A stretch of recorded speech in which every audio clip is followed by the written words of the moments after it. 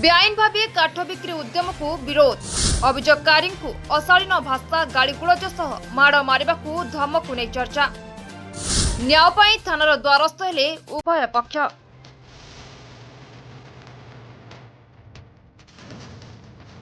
बहु वर्ष पूर्वे सरकारी गचर किसम जमी सृष्टि करा आकाशिया जंगलरू स्थानीय निर्वाचित जनप्रतिनिधि बेआईन भावे काठ बिक्री करने को नहीं स्थानीय अंचल चर्चा।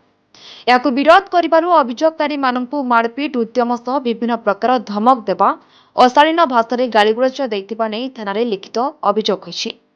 अन्य पक्षरे संपृक्त युवक माने बेआईन भावे पंचायत कार्य बाधा सृष्टि करने और प्रतिवाद करिबारु ठेलापेला करने नै सरपंचक पक्षरु थानारे एक पालटा अभियोग होइछि।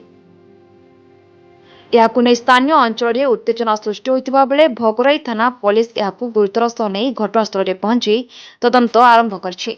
अभियोग मुताबक भोगराई ब्लॉक अंतर्गत देउला मौजा स्थित एक गचर किसम जमी स्थानीय अंचलवासी सहयोग बहु वर्ष पूर्व वन विभाग आकाशिया जंगल सृष्टि करथिला।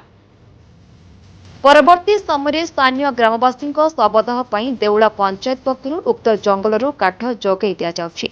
तेबे दीर्घ दिन है शवदाह जंगल आवश्यकता ठारू अधिक काठ करतरे काटी दि जाउथिबा बेले सरपंच पंचायत समिति सदस्य मिलित भावे बळका तथा फल काठ लग गुड़ी आनी पंचायत कार्यालय गच्छित रखिछन्ति।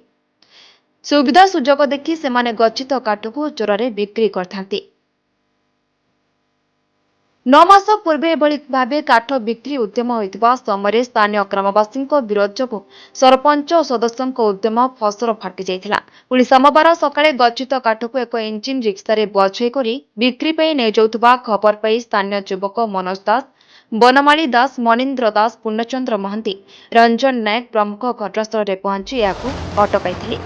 से समय सरपंच चैतन्य बेहरा, पंचायत समिति सदस्य गौतम गिरी और जैनिक युवक तापस दास महापात्र से सहयोगी सहित घटनास्थल में पहुंची से विभिन्न प्रकार धमक देवा सहित काठ बोझे रिक्सा नहीं जीवाक उद्यम करथिले। पाटितुंड शुणी स्थानीय लोके पहुंची जीवारु सेठारे काठ बाहर करी खाली रिक्सा नहीं सेमाने पलाई जाइथिले। याकु नै संपृक्त युवक माने थानारे लिखित अभियोग करथिबा बेले बेआईन भावे संपृक्त युवक माने पंचायत कार्य बाधा सृष्टि करथिबा नै सरपंचक पक्षरु मध्य थानारे पालटा अभियोग होइछि। मंगलवार मध्याह्न भोगराई थाना एएसआई प्रियदर्शिनी खटुआ घटनास्थल में पहुंची तदंत करथिबा जणा पड़िछि। एने भोगराई थाना केस नंबर 382 और 383 पृथक पृथक दुईटी मामला रुजु करी अधिक तदंत जारी रखिछि। भोगराईरू Suresh Chandra Mahanti report, B news.